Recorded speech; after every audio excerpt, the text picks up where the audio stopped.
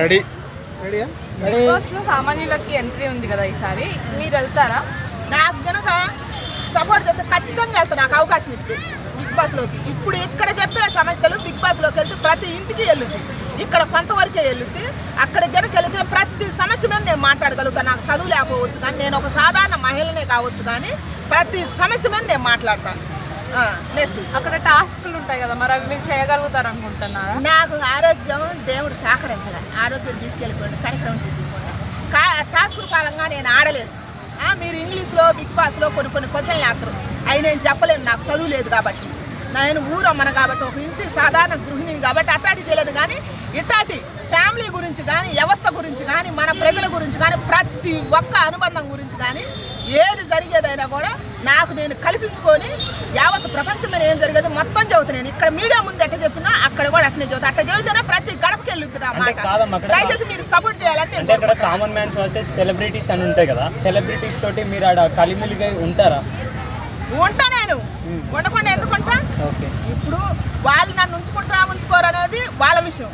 నేను అందరితో కలిసే ఉంటాను. నాకు సెలబ్రిటీ అని లేదు, కామన్ మ్యాన్ అని లేదు. మనల్ని కామన్ మ్యాన్ కాబట్టి, ఒక పల్లెటూరు గృహిణిని కాబట్టి, చదువు లేదు కాబట్టి నన్ను చిన్న చూపు చూడొచ్చు. చూసిన కూడా నేను అవన్నీ తీసుకుంటా. దయచేసి నాకు ఒక అవకాశం ఇవ్వాలి. అందరూ సపోర్ట్ చేయాలి. రీసెంట్ టైంలో గంగా వెళ్ళింది కదా,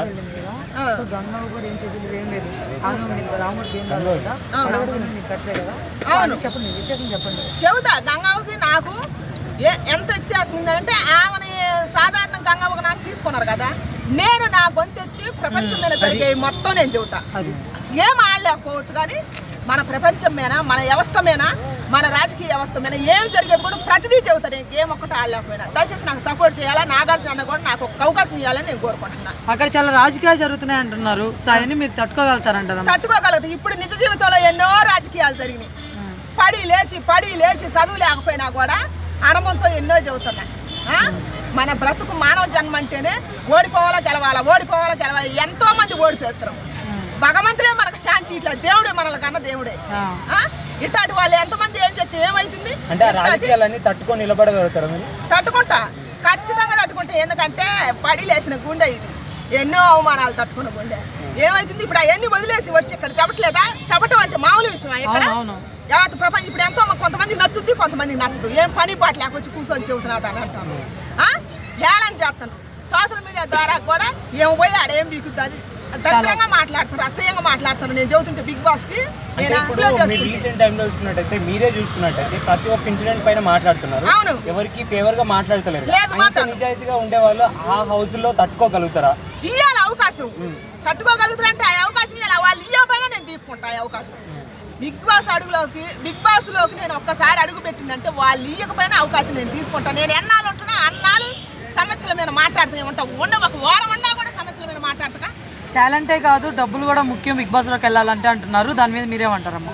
డబ్బు కోసం పోరాడే వ్యక్తిని కాదు నేను. డబ్బు కోసం చూడలేదు. జీవితమే దేవుడే చిన్న చూపు చూసిండు మనల్ని.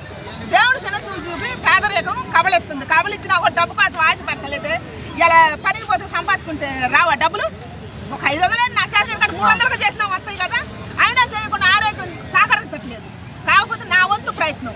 పందిగా 10 ఏళ్ళు బతికే కన్నా నందిగా 4 ఏళ్ళు బతికే చాలు. సమస్యల మీద పోరాడదాం. ప్రతి వాళ్ళకు మన గురించి అసలు మనం అంటే ఏందో చెబుదాం. వాళ్ళ గురించి వాళ్ళని తెలుసుకోమందాం. కొంతమంది 100లో 10 మంది మారినా చాలుగా, 10 మంది మారినా చాలు కదా వ్యక్తిగా. దీనికోసమే నా పోరాటం. ఎవరు ఎంతమంది హేళన చేసినా ఊర్లో కానీ చుట్టాలు కానీ ఎంతోమంది హేళన చేస్తారు. ఏమో పోయి బిగ్ బాస్ కాదు కృష్ణకాంత్ పార్క్ కాడ ఏమో మనగత్తాలు చెబుతుంది అని హేళన చేస్తారు. హేళన చేసిన ప్రతి ఒక్కటే తట్టుకుంటున్నాయి. ఇప్పుడు మా బాబు పెళ్ళి ఎప్పుడు పోయినప్పుడు అందరు నవ్వారు. ఏమో పోయి కృష్ణకాంత్ పార్క్ కాడ చెబుతుంది, ఏమో డబ్బులు ఎత్తాను రా అది అంటే నాకు డబ్బులు ఇట్లా. కాకపోతే నా చిన్నప్పుడు కాదు నాకు ఒకటే ఆలోచన, నీతి నిజాతుల మీద నీతికి నిలబడ్డ వాళ్ళకి ఎప్పటికీ చెడిపోం మనం. ఇప్పుడు ముందు కష్టాలు రావచ్చు, ముందు సుఖం అవుతుంది. ఇది నిజం. నేచర్ సైతం మనల్ని సహకరించింది. నేనే అనుభవించిన చదువు ఒక విషయం కాదు. ఎంత కష్టం వచ్చిందంటే కొన్ని చెప్పకూడదు కానీ అంత కష్టం వచ్చింది. నేను అప్పుడు అన్న మా గురువు గారు శాకంటి కోటేశ్వరరావు గారు, గరికపాటి నరసింహరావు గారు వీళ్ళు చెప్పి నిజమా అబద్ధం అనుకున్నాను. అంత కష్టం ఇప్పుడు మనల్ని నేచర్ కాపాడుద్దా అనిపిస్తుంది. అయిపోయింది, నిమిషంలో కాపాడి. ఇప్పుడు కోటేశ్వరాలను కాకపోవచ్చు కానీ సమస్య తొలగిపోతే అయినట్టు కాదా? మన పక్క నీతి నిజాతులు ఉండబట్టే కదా. అందుకని ప్రతి వ్యక్తి అబద్ధం తాత్కాలికం. నీతి కొండోడు ఇప్పుడు ముందుకు రాకపోవచ్చు.